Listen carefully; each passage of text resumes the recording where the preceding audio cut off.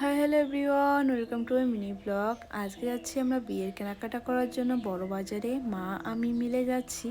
বিয়ের তো আর বেশি দিন নেই, মাস তো বলা যাবেই না, কয়েকটা দিন জাস্ট আছে গাইস। এখনও অবধি আমরা কিছু কেনাকাটা করতে পারিনি, জাস্ট আজকে থেকে শুরু করলাম কেনাকাটি করা। এদিকে মা আমি বেরিয়ে পড়লাম, আর ওই দিক থেকে আসবে দিদি, আর আকাশের বাড়ি থেকে আসবে আকাশের মাসি আর আকাশ, দুজন মিলে। তো দিনের বেলা কিন্তু মোটামুটি ভালোই গরম থাকে, আর রাত্রিবেলা কিন্তু ভালোই কিন্তু ঠান্ডা পড়ে যায়। আর ভিডিওটা কিন্তু রাস পূর্ণিমার আগের। দেখো, রাস পূর্ণিমা না আসতেই এদিকে দোকানপাটও বসে গেছে, আর নাকরদোল্লাগুলোও কিন্তু বসে গেছে, মানে সেটিং করছিল। তারপর বাজারে এসে এদিকে শাড়ি দেখছিলাম বিয়ের জন্য, আর লেহেঙ্গাও দেখছিলাম, কিন্তু কোনোটাই আর পছন্দ হচ্ছিল না। মানে আমি যেমনটা চেয়েছি তেমনটা আর কি এখান থেকে পাচ্ছিলাম না, সেই কারণে আমি আমার বিয়ের লেহেঙ্গা আর শাড়িটা নিইনি। আর এখান থেকে তারপর দুটো লেহেঙ্গা নেওয়া হয়েছে, আমার দিদির জন্য একটা, আর হচ্ছে আকাশের বোনের জন্য একটা। দুটো লেহেঙ্গা নিয়েছি, আর কিছু জিনিস কিনেছি, শাড়ি বলো, মানে যা যাবতীয় লাগে। শুধু তো আর নিজের শাড়িটাই যে বিয়ের কেনাকাটা তা তো না, অনেক ধরনের অনেক কিছুই লাগে, সেগুলো আর কি কেনা হয়েছে এখান থেকে। তারপর আকাশের জন্য পাঞ্জাবি দেখা হলো, তবে পাঞ্জাবিটা পছন্দ হয়নি, অনেক কটাই দেখেছি, সেই কারণে আমার শাড়ি, লেহেঙ্গা, আকাশের পাঞ্জাবি এগুলো ভেবেছি যে পরে কোনো একদিন গিয়ে কিনবো।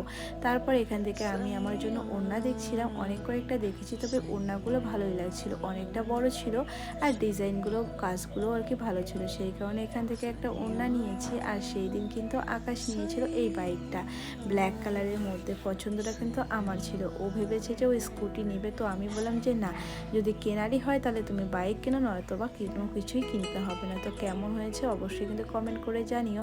আর এই ক্লিপগুলো কিন্তু শোরুমের আর কি, ও যখন গাড়ি কিনতে গিয়েছিল তো ও কয়েকটা ক্লিপ নিয়েছিল, সেগুলোই আমাকে দিয়েছে, বলেছে যে ব্লগে অ্যাড করে দিতে। এদিকে আমাদের কেনাকাটা হয়ে গেছে, সেই এসেছিলাম সকাল 11:30-12টা নাগাদ, আর এখন বাজে 7টার মতন। তো আমরা এখন চলে যাব শাখা পলার দোকানে। সবার হাতে কিন্তু 2-3টে করে ব্যাগ রয়েছে, কারণ অনেক কেনাকাটা করেছি, সেই কারণে সবে কিন্তু শুরু আমাদের, এখনও কিন্তু অনেক কিছুই বাকি আছে। তো এদিকে আমাদের বাড়িরগুলো তো আমরা নিয়েছি, ওইদিকে ভাই মাসির হাতে রয়েছে ছেলের বাড়ির জিনিসগুলো, ওরা যেগুলো আর কি কেনাকাটা করেছে। তারপরে আমরা চলে গেছিলাম শাখা পলার দোকানে।